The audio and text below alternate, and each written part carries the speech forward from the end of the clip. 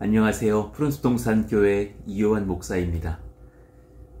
오늘 25년도 7월 8일 화요일 새벽 기도회 말씀을 전하려고 합니다. 한번 먼저 잠깐 기도하시죠. 하나님 감사합니다. 은혜의 새 아침을 주시니 참 감사합니다. 성령께서 함께 하셔서 오늘도 우리에게 친히 말씀하시고 지도하시며 우리의 죄를 깨닫게 하시며 회개케도 하시고 그리스도를 닮아가며 하나님께 순종하는 예수의 사람들 되게 하여 주시기를 원합니다. 또 성도들의 일부가 제주도에 가서 선교 훈련을 받고 있습니다. 하나님께서 그들을 보호하여 주시고 그들의 가정도 다 지켜주시며 오늘 말씀을 받는 모든 권속들에게 성령으로 충만케 하여 주옵소서. 예수님의 이름으로 감사하며 기도하옵나이다. 아멘.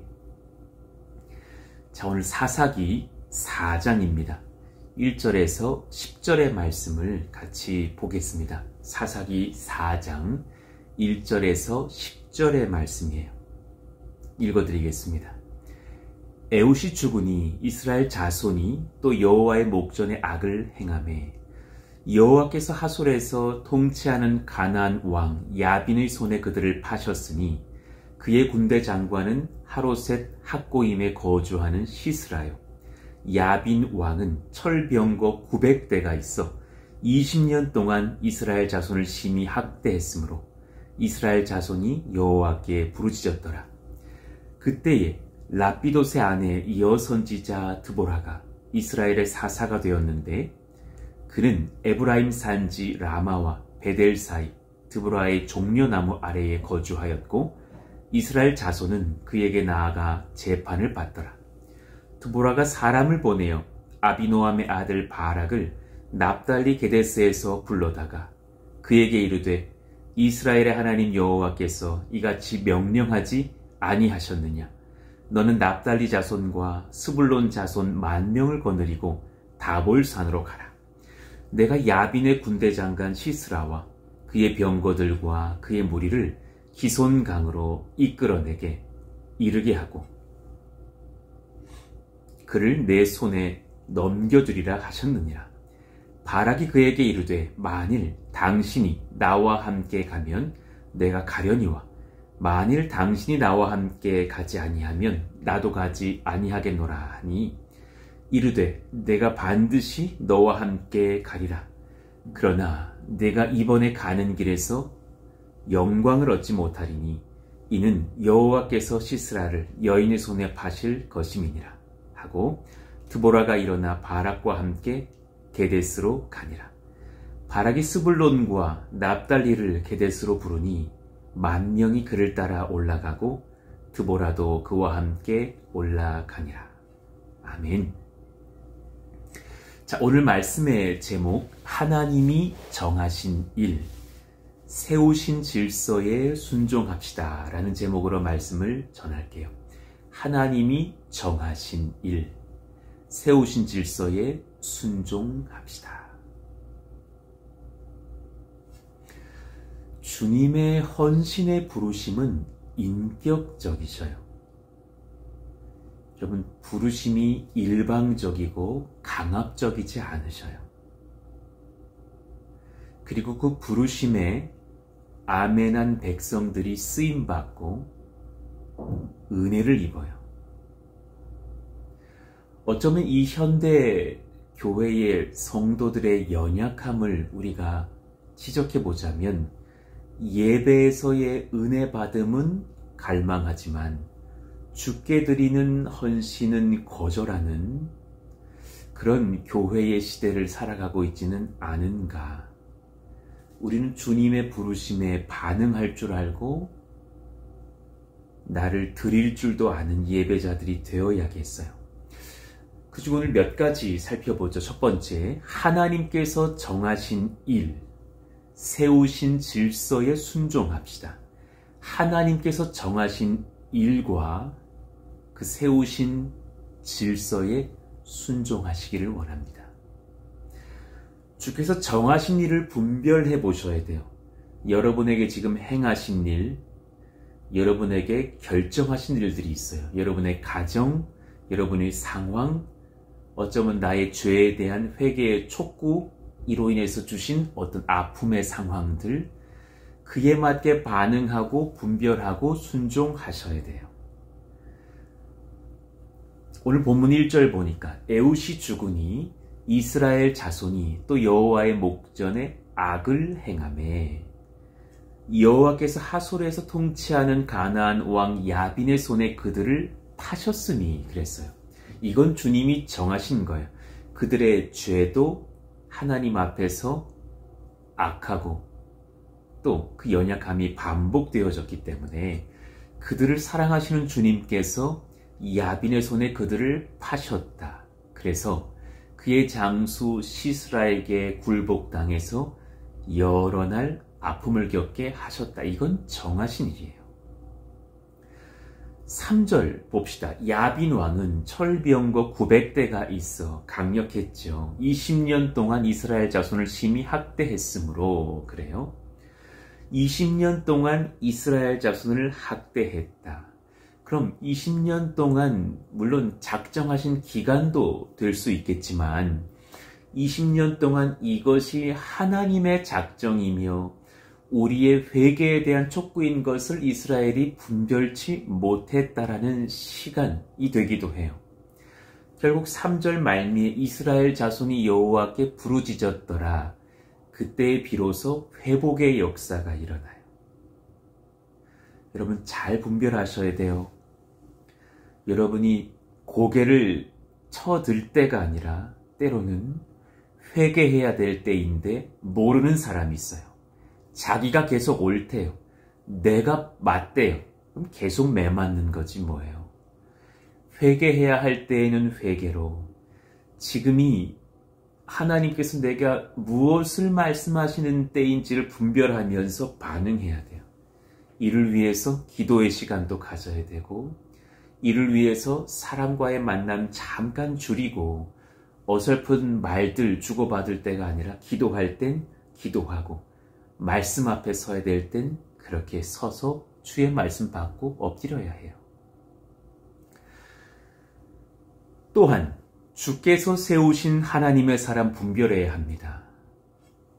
여러분 하나님의 사람을 분별하셔요.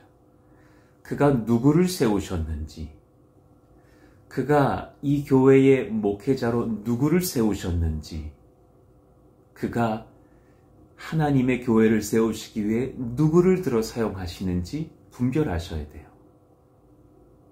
4절 봅시다. 그때에 라피돗의 아내 여선지자 드보라가 이스라엘의 사사가 되었는데 드문 경우예요. 여선지자가 세워지는 경우는 성경에 많이 적혀 있지 않아요. 대부분은 남성이에요. 그런데 라피돗의 아내 여선지자 드보라를 이스라엘의 사사로 주님께서 만군의 주 여호와께서 세우셨어요. 그러면 순종해야 되는 거예요. 그러면 그 하나님의 사람 분별하여서 그 앞에서 주의 말씀을 분별하여 받아야 되는 거예요. 그를 존중히 여기고 귀히 여기고 때론 두려워할 줄도 알아야 돼요. 5절 그는 에브라임 산지 라마와 베델 사이 드보라의 종려나무 아래에 거주하였고 이스라엘 자손은 그에게 나아가 재판을 받더라. 다른 어른들도 많았겠죠. 남성들도 많았겠죠. 그러나 그를 사사로 세우셨던 하나님의 영적 권위가 그에게 있었기 때문에 사람들은 그에게 나아가 재판을 받아요.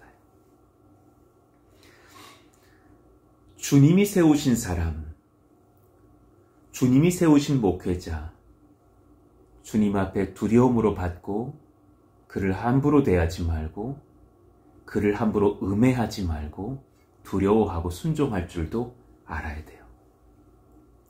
하나님의 사람을 함부로 했다가 벌 받습니다. 매맞습니다.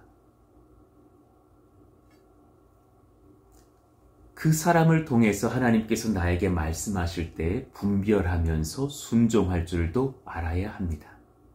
6절 봅시다. 드보라가 사람을 보내어 아비노함의 아들 바락을 납달리 게데스에서 불러다가 그에게 이르되 이스라엘의 하나님 여호와께서 이같이 명령하지 아니하셨느냐.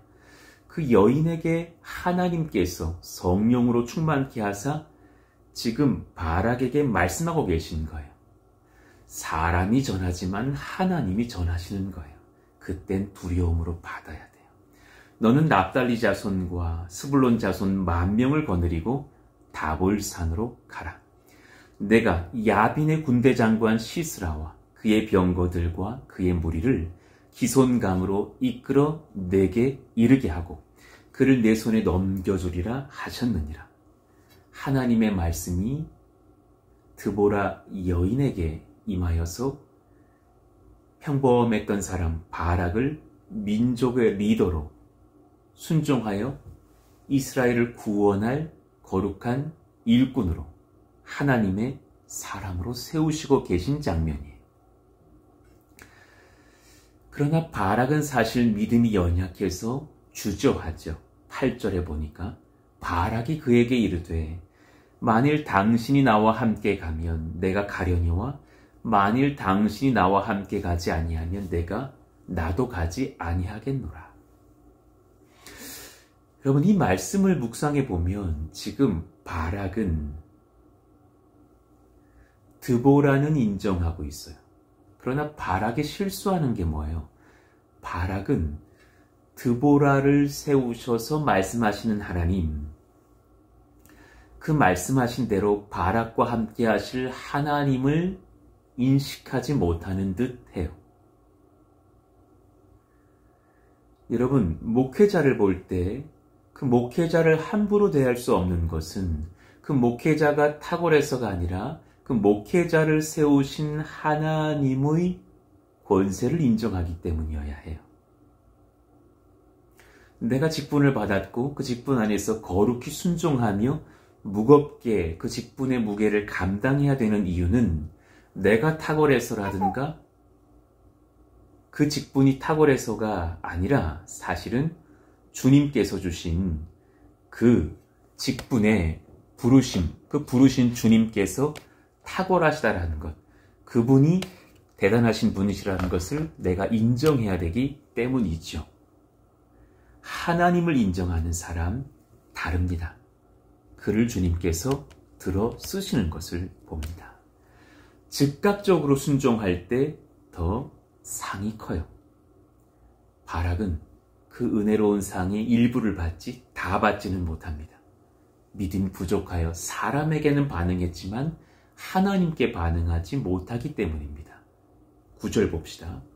이르되 내가 반드시 너와 함께 가리라. 그러나 내가 이번에 가는 길에서는 영광을 얻지 못하리니 이는 여호와께서 시스라를 여인의 손에 파실 것임이니라.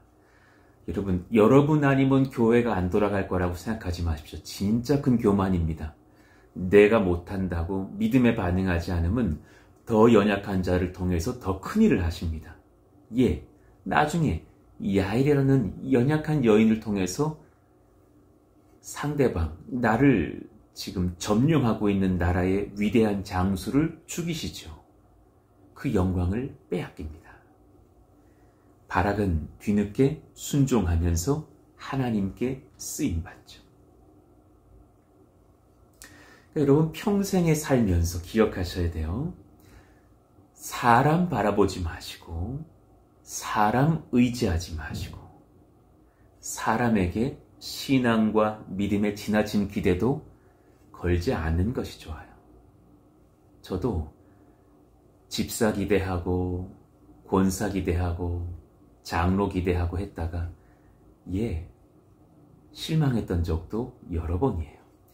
신앙과 믿음의 지나친 기대를 사람에게 걸지 말고 만군의 주 여호와에게 겁시다. 하나님을 신뢰하고 하나님을 믿고 하나님께 소망을 둡시다. 믿으십니까? 그러셔야만 실족하지 않을 겁니다. 사사기는 우리에게 죄에 넘어지기 쉬운 사람 의지하지 말라고 경고합니다.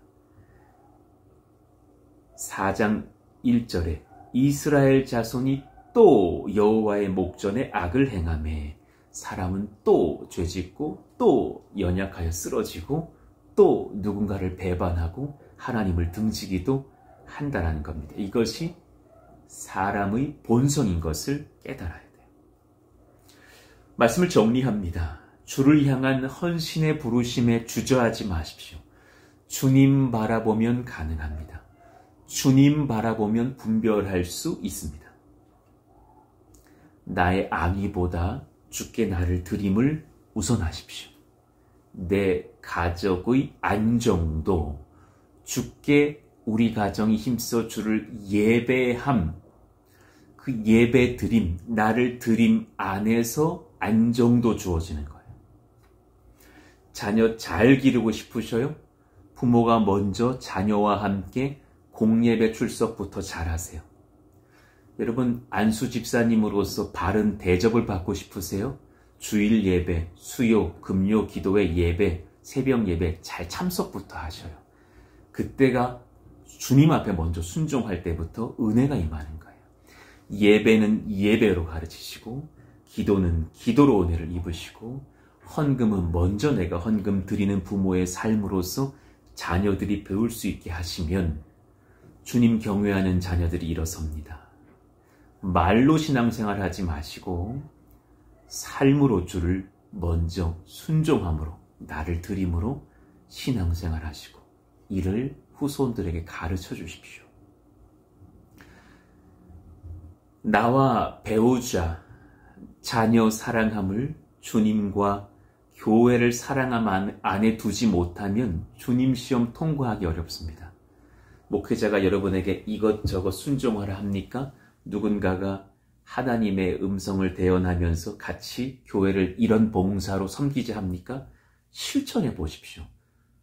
주일 예배만 나온다고 신앙 성장하는 거 아닙니다.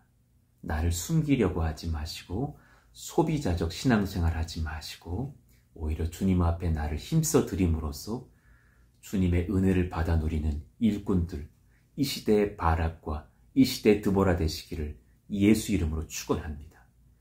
오늘 화요일입니다. 하나님의 은혜가 우리 다음 세대들에게 흘러갈 수 있도록 기도해 주십시오. 그러려면 우리부터 바르게 주님께 반응하고 순종해야겠습니다.